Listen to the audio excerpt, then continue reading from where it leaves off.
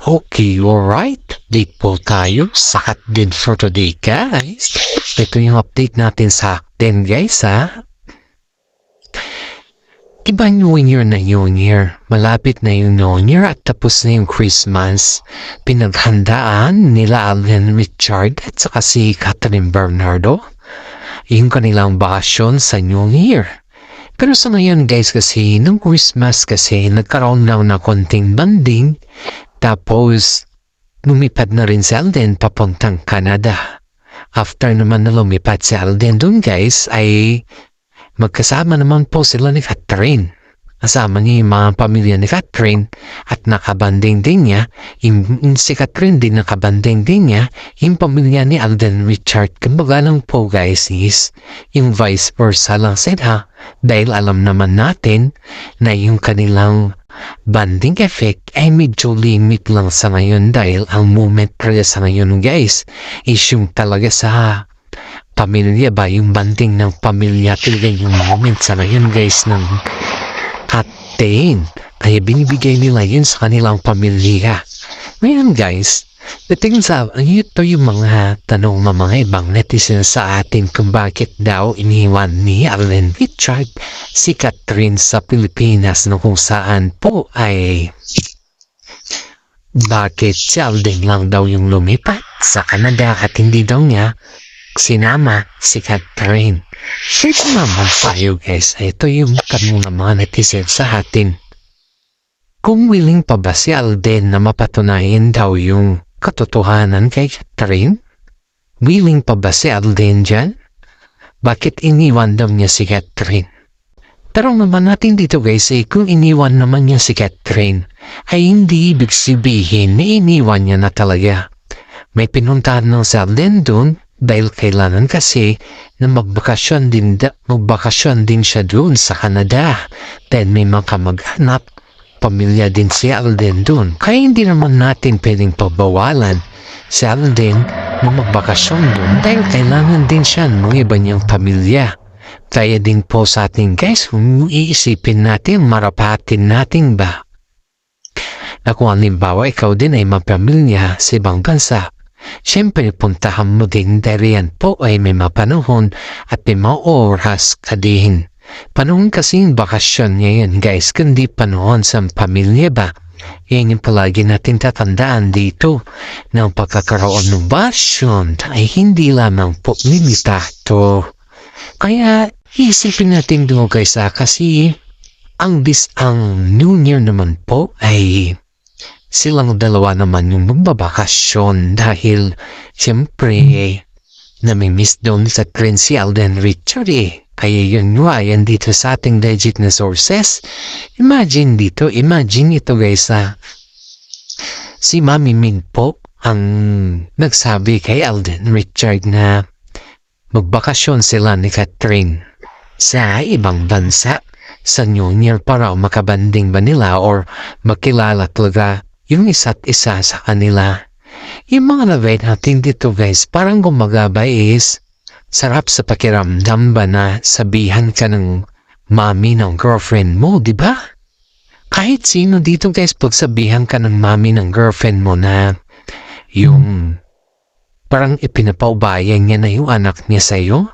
Kaya ang sabi ng mga netizen dito, guys, is sobrang swerte ni Alden Richard kay Catherine dahil si Mami Min na mismo nagpapasubo kay Catherine Bernardo kay Alden para sa ganun po ay makilala nila ng isa't isa. Yan po yung pinakamasarap na pakiramdam ba, pinakamasarap na pakinggan at masarap sa pakiramdam na you are doing your best dahil alam mong botong-boto sa'yo yung pamilya ng babae. Kaya itong si Daniel, guys, itong si Daniel, ito naman yung update natin dito.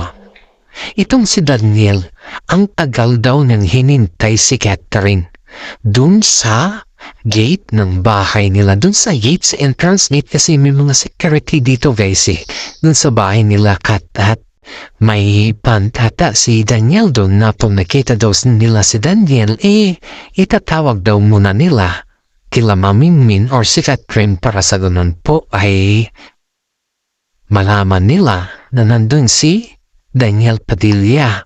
Pero ang sabi ng mga guardia guys is nandun daw si Daniel Padilla na nag-aabang kay Catherine, na sinabi daw kasi ng mga guardia, tinawag daw kay Catherine na nandun si DJ. Ngayon, nagsabi daw ni Catherine, sabihin niyo wala ako. Which is kahit andun si Daniel, andun si Catherine, yung bang kararating lang niya sa galing airport na hinatid si Alden Richard. Kaya ito, sobrang kilig mga netizen dahil yung bang kararating niya lang tapos nandyan na si Daniel Padilla. Nang ba yung mga isipin ng mga netizen dito guys is parang si Daniel Padilla po naghahanap ng tiyempo na wala lang si Alden Richard, andyan na siya. Parang ibig sabihin na hinahanap niya yung tiyempo, yung oras ba na makuha niya ulit si Catherine kahit ayaw na ni Catherine sa kanya. Kaya sabi dito ni Mami Min sa kanya na huwag mo na entertainin, ako na lang ang kausapin Daniel, ako na makipag-usap sa kanya dahil yun naman talaga ang sistema natin na hindi mo na siya kausapin. Kausapin mo lang siya pag may makasama ka. Pero pag kayo na, hindi na pwede. Yan po yung sabi nito, sabi ni Mami Min kay Catherine. Kaya nga po, sabi naman ni Catherine is gano'n naman talaga yung kanilang sistema guys. Kaya, laking pasalamat ni Catherine dahil hindi po siya binabayaan ni Mami Min sa lahat ng bagay.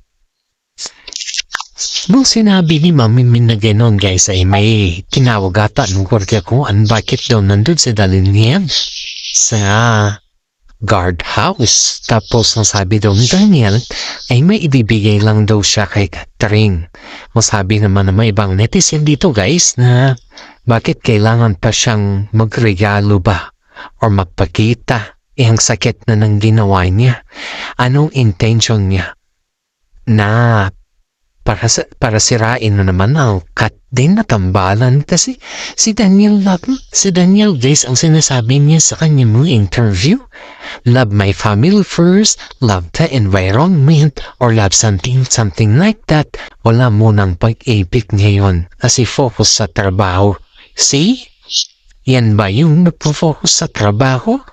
Yan ba yung wala nang pag-ibig sa ngayon? Love the family and love the environment? Diba? Bakit nandun siya sa gate? Ang tanong nga ito din yung mga tanong natin guys kay Daniel Padilla kasi itong si Daniel ay pinipilit niya talaga ang kanyang datingan. Akala mo kahit siya yung kauna kay Catherine, akala mo bibigay si Catherine sa kanya guys. Ito yung parang iniisip yung babalikan daw siya ni Catherine dahil nandyan daw si Mami Min na sumusuporta sa kanyang decision. Sabi ko naman, hindi naman tama na mag-decision si Mami Min ng ganyan-ganyan, di ba? Kahit sino.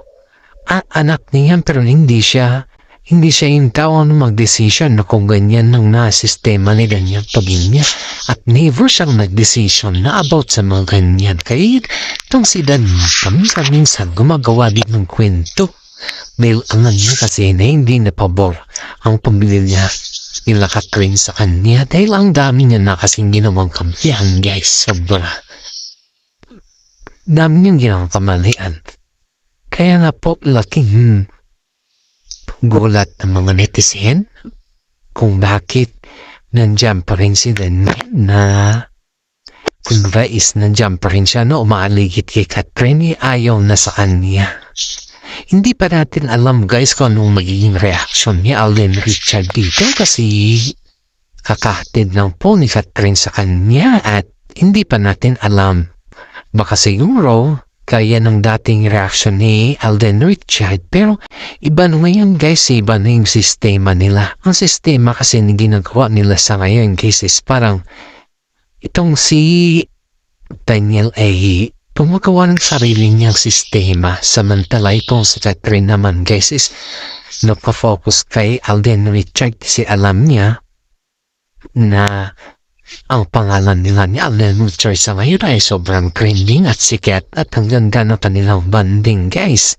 Hadi si mga barkada nila is gustong-gusto si Alden Richards at marunong din magkisama si Alden ha. Sa totoo lang ha, hindi sa galit tayo kay Daniel Padilla pero ayaw ko ng kanyang style.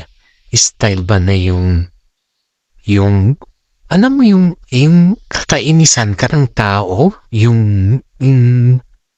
pakiramdam mo parang nang iinis ng tao ba, parang ganun kasing pakiramdam mo pakiramdam ko kay Daniel Padilla sa kanyang ginagawa dahil makita naman natin na nung hindi nanood yung Alden Richards at saka si Catherine Bernardo sa mga ibang shows ba nandyan siya.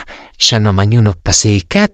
At saka ito pa, magpaalam daw siya kay Catherine para daw dun sa kanyang magiging female leading lady sa kanyang teleserye. Tama ba naman yan? Alam niyo, may katambal na si Catherine, tapos ganun na lang siya.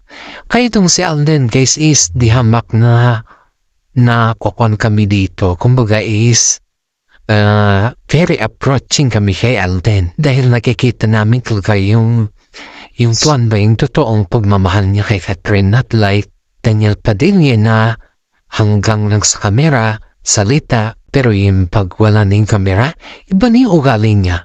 Parang nasa loob siya ng sarili niyang maskara guys.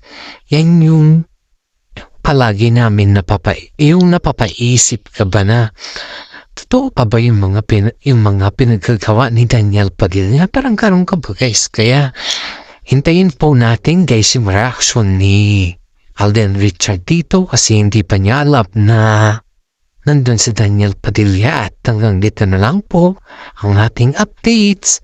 Maraming salamat sa inyo at pag-like, subscribe at share naman po ang ating YouTube channel Showbiz Updates. Kaya po, sana naman magustuhan ninyo ang ating update. God bless.